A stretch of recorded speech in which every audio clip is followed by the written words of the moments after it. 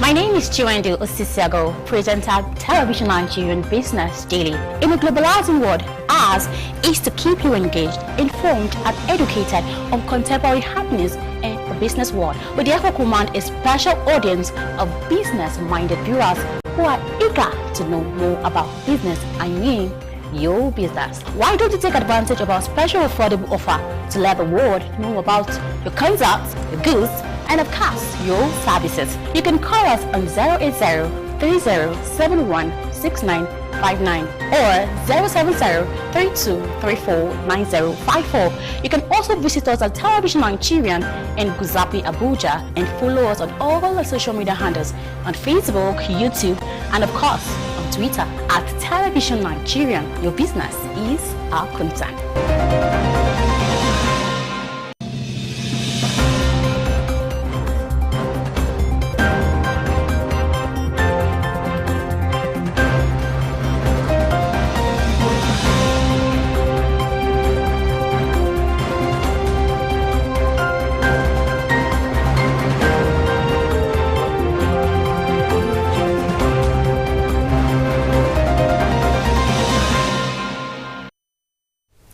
The Senate Committee on Finance recently rejected the revenue targets projected for the various revenue-generating agencies in the country to fund the revised 2020 budget, describing their proposed sum as grossly inadequate. Members of the Senate panel also confirmed in struck terms by the explanation of the Nigerian National Petroleum Corporation that it spends $21 to produce a barrel of oil. Hello and thanks for joining us today on TV and Business Daily. I am Chiwendu Osisiago, and today we shall be discussing on the recent Senate and NNPC clash over crude oil production costs. But before we proceed with our discussion, let's look at what is happening in the business world.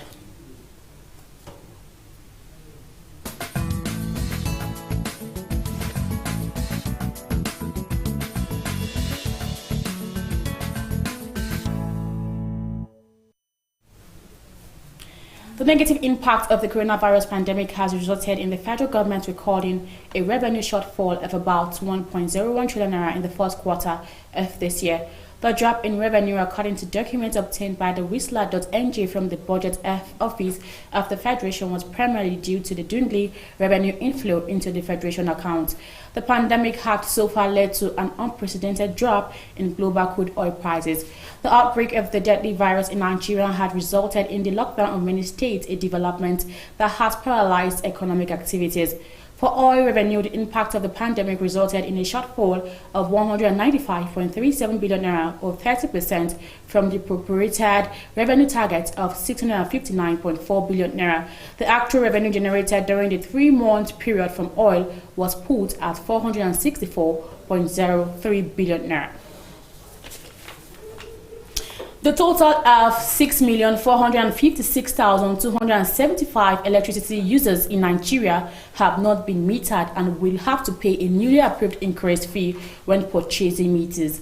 Latest figure on the number of metered electricity consumers obtained from the Nigerian Electricity Regulatory Commission show that only 37.77% registered electricity consumers had been metered.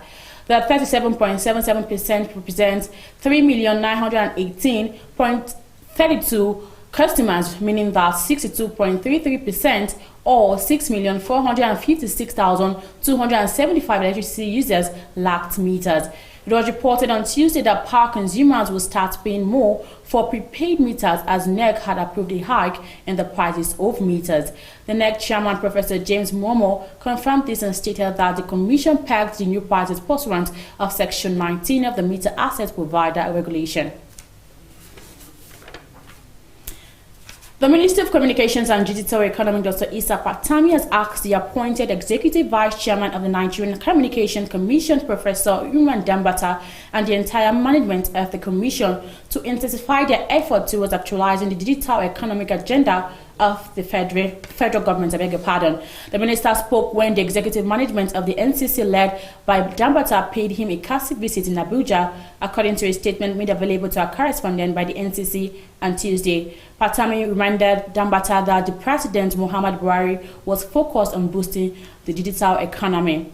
He stated that the digital economic agenda had become more important following the COVID-19 pandemic that had left many individuals and organizations relying more on digital platforms for work and collaboration. Dambata appreciated the minister's role in his reappointment and reiterated its commitment to taking the commission to greater heights. Equity segment of the Nigerian Stock Exchange extended its rally on Tuesday following gains recorded by some blue-chip firms. The NSE all-share index rose by 0.34%, although the market rate was negative as the number of gainers at the close of trading was 13 as against 22 decliners. The ASI gained 85.19 basic points to close at 25,335.15 as against 25,249.96 on Monday, while the market capitalization of equities appreciated by 45 billion naira to close at 13.22 trillion naira from 13.17 trillion naira as market sentiment remained positive. A turnover of 268 million shares were traded in 4,137 deals on Tuesday. The insurance subsector was the most active, measured by turnover volume, with 108.42 million shares traded by investors in 226 days. The subsector was largely driven by activities in the shares of Mutual Benefit PLC and ICO Insurance PLC. The premium subsector was boosted by activities in the shares of FBN Holdings PLC and United Bank for Africa PLC, with a turnover of 46.71 million shares in 1,401 deals. And that's the business update on Television Nigerian. I am Chiwendu Osisiago. Let's take a quick break. We'll be back shortly.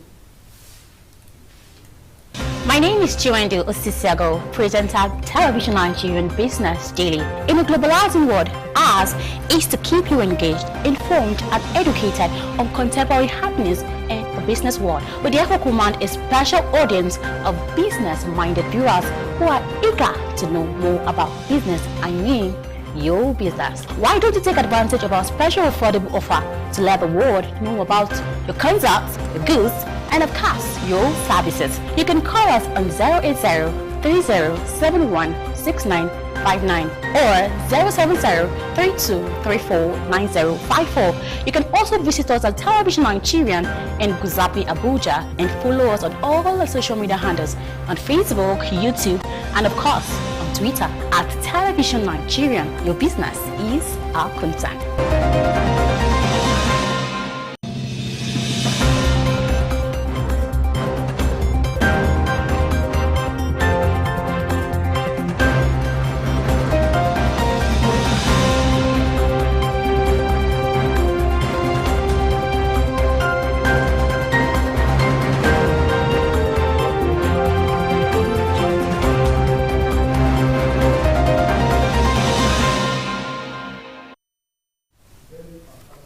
Thanks for joining us again, and in case you're just joining us, it's still TV and Business Daily. Like I stated earlier, we shall be discussing on the recent Senate and NNPC clash over crude oil production cost. Our correspondent Immaculate Udo will give us more details on that. You're welcome to TV and Business, Immaculate Udo. Always a pleasure. Yeah, it's good to have you today. It's always a pleasure to be here. It's been a long time. Of course, it's been a while. Okay, first and foremost, let's talk about the recent, Senate and NNPC clash over the crude oil cost. Okay. The Senate recently said in a strong term against the NNPC that they spent $21 on the oil production. So how do you see this? Okay, let's explain it to the common man, because the truth is everybody is in business to make profit. And if I'm making less profit, then there is a problem. A typical example is, let me use the pen. If I buy this pen or if I produce this pen at 5 naira and then I sell at 7 naira, that is me making a gain of 2 naira, yeah? But if I buy at 9 naira and sell at 12 naira, that's me making more money regardless of the fact that the price has gone up. That's exactly what is happening right now. If you're saying you're producing at $21 per barrel, what the Senate is looking at before now, we were selling at $55 per barrel. And then production was $30 for production cost. That is us making $25 per barrel. And then the price came down. The benchmark was $30, and we were selling at $25 per barrel. That was us making $5. And now, if we are producing at $21 per barrel, then our profit is just $4 per barrel on every barrel sold out. Now, the big question is, how sustainable is this business model? Because take the likes of Russia, for instance. They're producing at $3 per barrel. West, this country again, producing at $4 per barrel. Now, the gain we are making is what their like our profit is their cost price, meaning our cost price is their profit. At the end of the day, the Senate is looking at doing business, and the big questions the Nigerians are asking is, why do we put all of our resources, all of our time into a business that is not quite profitable? We're just making $4 per barrel out of oil, and you think that oil is like free money where everybody wants to invest in, but if we're not making that much money, then why would we put all of our efforts in this basket? So are you in support of the Senate saying that the cost of oil production should be $25 or $21? The truth is, the Senate is not actually concerned about the price. The problem is, okay, business to make money, although the price does affect how much you make. So the Senate is concerned about how much we're making. So if it's possible, because I think the question that people are asking is the fact that how come we were producing crude at $30 per barrel when it is actually possible to produce at $21 per barrel, which means then would have been making even more money. But let's be realistic. Even the Senate knows they have compared us to the like of Russia, to the likes of countries that produce at $3-4 per barrel. In these countries, all they have to do is take their drilling machines in the field and then drill. Yes, that is all they have to do. But we have issues. We have the problem of vandalism, the problem of insecurity. All of these have been calculated into a production cost, because now I'm saying the price of production. The price of production does entail even administrative costs, like they did argue. It entails administrative costs. You are aware that we even pay ex-militants to guard our oil wells, to pay ex-militants to guard the pipelines. So they do not vandalize, because vandalism is actually cost effective. We have pipelines are vandalized. We have to maintain them. We have to work on them, we have to repair them. All of this is actually what is calculated into production costs. But now when you say the price has reduced, that is to say that because the pandemic actually has affected every sector of life. So right now, people are looking to stay in business more than they are looking to profit from businesses. So we just want businesses to stay afloat. It's just sad that our budget, or it's actually not sad, it is the status quo, that our budget is to be funded by revenue generated from this sector. And to think that the intended revenue has fallen from 8-point-something trillion to 3.3 billion, and then that accounts for just 20-something% of our budget. I keep asking, how sustainable is this business model? Okay, you talked about the vandalism, and NNPC stated that the reason of the cost, the increase in the cost of production of oil is because of the vandalism and the theft. Yes. So how do you see this? Do you feel that Nigerians are the cause of the problem? Of course, see, at the end of the day, whatever happens at the hierarchy trickles down to the grassroots. People just feel like, let's just get all we can and go. The whole problem is intertwined in the fact that there are no jobs. The rate of unemployment in the country has a lot to do with insecurity. Now, if we can tackle the problem of unemployment, it will rub off on insecurity, because, like they say, an idle man is a devil's workshop. So if we can engage our teeming youth populace, we can engage them and then give them jobs, then they wouldn't have time to even think about this ill and vices in society. And then if unemployment is tackled, insecurity will be tackled to a large extent, and then our pipelines will be safe from vandalism, because our youth will be using their energy positively. So one thing rubs off on the other. We have unemployment, we have insecurity, and then that's when we have all these vices in society, because people have to make ends meet one way or the other. And if they cannot do it legally, they will do it illegally. And what they do not know is that in our cost of living, our cost of livelihood, even as little of it as the things we purchase on a daily basis, is affected by the crimes we committed to even get the money we're using to purchase these things. So we're saying Nigeria go better, but it starts with you. Because if you're vandalizing the pipe, and it's just funny that in this country where we are, once the cost of price or the price of fuel goes up, every other thing does go up. So one thing is actually related to the other and another. So true, the theft, the vandalism, and even bribery and corruption within the circus is all part of the problem we're having right now. And of course, it does tell on the cost price of the production of crude. So, as a business correspondent in TVN, do you think that this ease of lockdown is still affecting the cost of oil production now? I wouldn't say the lockdown per se is the problem or the reason why this price has dropped or increased, but we all know that there is barely a sector that has not been affected by the coronavirus, by the COVID-19. But let's not look at it that it's actually as a result of the sit at home, that the cost of petroleum. It's a global issue. Now, this price has been set not by Nigeria as a country, like it's a global problem. But the fact where I say that the COVID-19 has actually affected this is the fact that we're not going to be making as much money as we used to. And now that is a problem because everybody is in business to make money. But at this point, people are more in business. They are more concerned about staying afloat rather than make profit. So right now, let's stay afloat. And with time, because the fact that people saying, okay, the prices has reduced, that means they could have reduced the price all the while. No, I think right now, when I talk about staying afloat in business, even these subsectors do understand. That is why we had the renegotiation.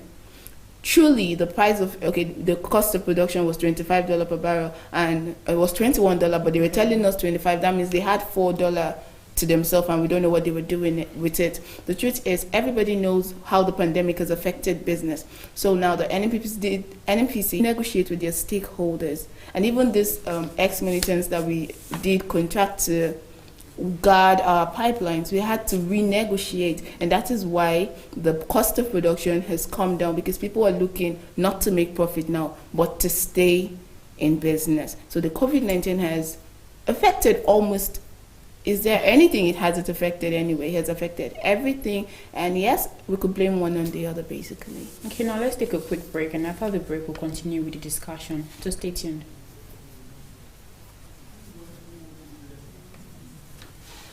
My name is Chiwendu Osisiago, presenter Television Nigerian Business Daily. In a globalizing world, ours is to keep you engaged, informed, and educated on contemporary happenings in the business world. We therefore command a special audience of business-minded viewers who are eager to know more about business. I mean, your business. Why don't you take advantage of our special affordable offer to let the world know about your concepts, your goods, and of course, your services? You can call us on 080-3071-6959 or 032349054. You can also visit us at Television Nigerian in Guzapi, Abuja, and follow us on all our social media handles on Facebook, YouTube, and of course on Twitter at Television Nigerian. Your business is our concern.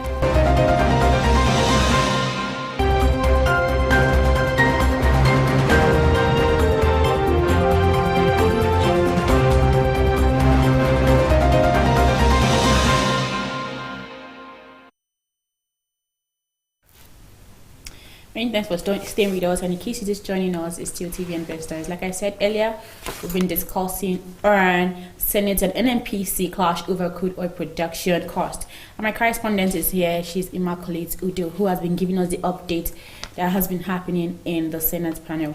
Okay, my next question for you is that, Melchiari also stated that they might bring down the price of this oil production.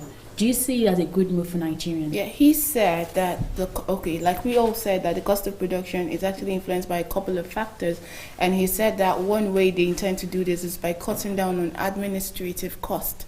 Now, this is the cost of running the offices, the cost of minimum, their wages, like salaries and stuff. And of course, it's not news that a lot of some NNPC personnel actually receive or earn more than the president himself. Maybe this is one place they should actually look at. Maybe they should start from the hierarchy, because it is not just the NNPC, but courtesy of the coronavirus. Like the other day we were discussing on your program that a lot of people are going to lose their jobs courtesy of the coronavirus. I see that happening within the NNPC, because I feel there are a lot of, I wouldn't want to use the word useless portfolios or unnecessary portfolios, which are basically created to, and money is being spent, people are being paid salaries, so they're going to look on cutting down on personnel as well as administrative costs, because I feel that there are salaries that should be cut down by 50%. They don't deserve that much. That is one thing you're looking to do, and I think it's a move in the right direction. Okay, before we go finally, what do you have to say? Final take. Final take. I have said all that needs to be said. At the end of the day, you have tried or you've looked for a way to tie it all to the corona pandemic, and it's true. We all know that corona has not left, regardless of the fact that the sit-at-home policy has been lifted.